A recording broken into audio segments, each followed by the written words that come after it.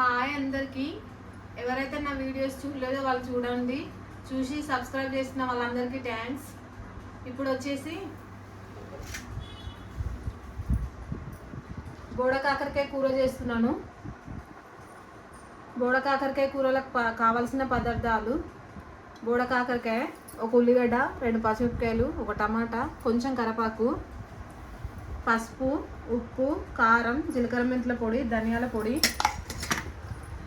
అల్లం పేస్టు, కొబ్బరి పొడి, ఆయిల్, చింతపండు నానబెట్టి పెట్టుకున్నాను. చింతపండు, ఉల్లిగడ్డ కట్ చేసుకోవాలి ముందుగా. తర్వాత 2 పచ్చిమిరపకాయలు కూడా కట్ చేసుకోవాలి. ఇట్లా సగానికి కట్ చేసుకోవాలి. పైన ఏం గీకని అవసరం లేదు, ఇట్లా సగానికి కట్ చేసుకోవాలి.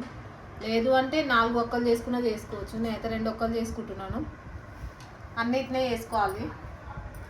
ఈకలు తోకలు ఇట్లా తీసేసి బాగా నీట్గా కడిగి పెట్టుకున్నాను ఫస్టే. నేను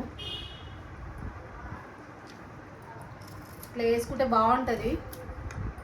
మటన్ కూర కంటే కూడా టేస్టీగా ఉంటుంది. ఇవి సీజన్లోనే వస్తాయి, ఎప్పుడు రావు. వచ్చినప్పుడే తెచ్చి వండుకొని చూసుకోవాలి మనం. ఇట్లా అన్నీ కట్ చేసుకోవాలి. అన్నిట్లా కట్ చేసుకోవాలి ముక్కలు అయితే.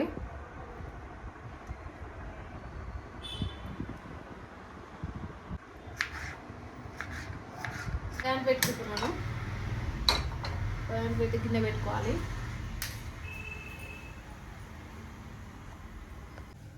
గిన్నె పెట్టుకొని ఆయిల్ వేసుకోవాలి. కూరకు సరిపడినంత ఆయిల్ వేసుకోవాలి.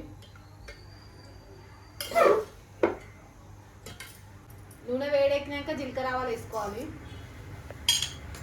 ఉల్లిపాయ పచ్చిమిరపకాయ కూడా వేసుకోవాలి.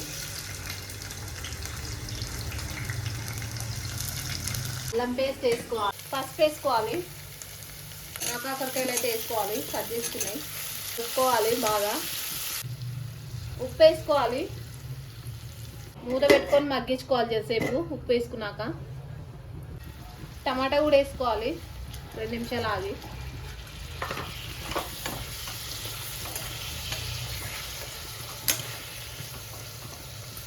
మూత పెట్టుకొని మగ్గించుకోవాలి. మధ్యలో మూత తీసుకొని కలుపుకోవాలి. ఇట్లా బాగా మగ్గాలి. ఇట్లే మగ్గాలి. ఇట్లా బాగా మగ్గాలి. కారం వేయాలి. 1 స్పూన్ నిండా కొంచెం వేసుకోవాలి కారం.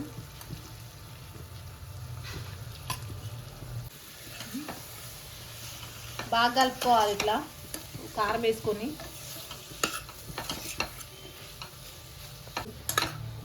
మూత పెట్టి మళ్ళీ చేసేపు పెట్టాలి. బాగా మగ్గింది. కారం ఉప్పు అన్నీ వేసినాక బాగా మగ్గింది. ఇప్పుడు చింతపండు పిండుకొని పోసుకోవాలి.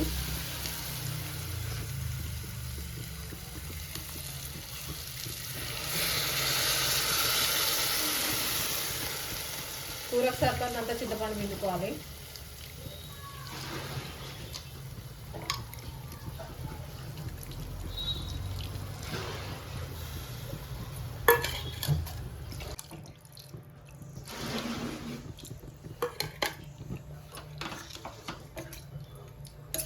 జీలకర్ర మెంతుల పొడి, ధనియాల పొడి వేసుకోవాలి.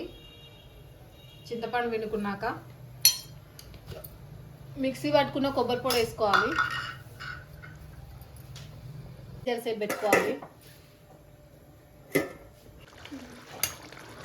కూర అయితే రెడీ అయింది. ఉడికిపోవాలి మెత్తగా. ముక్కలు చేసి ఇట్లా దిగాలి.